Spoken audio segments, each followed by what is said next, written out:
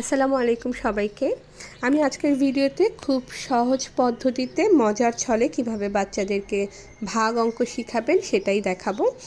এর জন্য আমি কিছু এখানে স্টোন কিংবা গুটি নিয়েছি। এখানে কত আছে ইনায়া বলো তো? 12 ভাগ 6, মানে হচ্ছে 12 দিয়ে 6কে ভাগ করবে তুমি।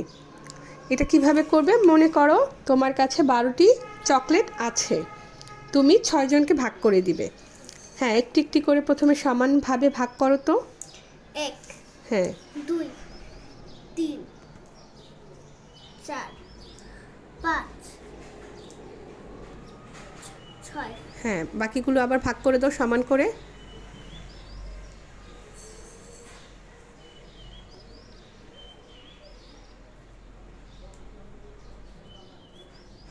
হ্যাঁ, তাহলে এক একটি ভাগে কতটি করে চকলেট পড়লো?